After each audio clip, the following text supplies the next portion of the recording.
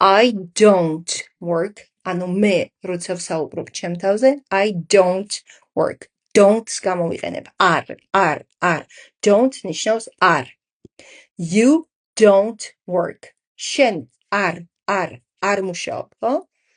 We don't work. ჩვენ არ ვმუშაობთ. You don't work. თქვენ არ მუშაობთ და they don't work. ისინი არ მუშაობენ, ხო? ანუ ნახეთ I, you, we, you, they ყველას აქვთ ერთი და იგივე. Don't. ერთი წამი ამას წავშლი და აბა შეხედეთ ახლა ნახეთ როგორი იდენტურია ყველა. ნახეთ don't work. ნახეთ don't work.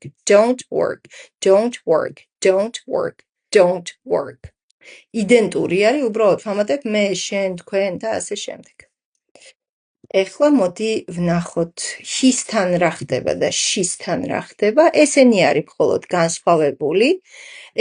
მხოლოდ განსხვავებული და აქ გვექნება აი ესეთი რაღაცა. ნახეთ, ეხლა მივამატებ doesn't. He doesn't. ხო, თუ გინდათ აქაც მიგიწერთ doesn't. ხო? Doesn't. აქ ზემოთ მეწერა, აქ doesn't. ხო? Doesn't. აქ იქნება რატო არის ეხლა ეს აქ რატო გაჩნდა? აქ ხო იყო don't-ი და რატო გამიჩნდა აქ უცებ doesn't. აი ეს რო წავშალო, ნახეთ. დამრჩება აქ s ხო უნდა მქონდეს, ნახეთ, შეხედეთ აქ ხო უნდა მქონდეს, წეღან ხო ვისწავლეთ, რომ აქ უნდა მქონდეს s, აქაც უნდა მქონდეს s, აქაც უნდა მქონდეს s.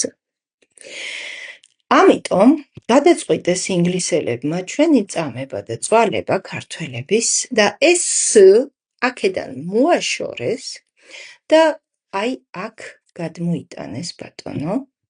აქ რომ უნდა იყოს don't-ი, გადაწყვიტეს რომ აქ მიამატონ s, მაგრამ არ მოეწონათ რომ უბრალოდ s იყო, დაგვიმატეს კიდე e. და იმის მაგივრად რომ ეს იკითხებოდეს doesn't, იკითხება doesn't. ხო? აი ესეთი ხუმრობები უყვართ ინგლისელებს. ანუ მარტივად რო აგიცნათ works, he works, she works, it works. ხო? აქ რო იყოს აი ეს წაშალეს და აი აქ ჩასვეს. და გამომივიდა he doesn't work.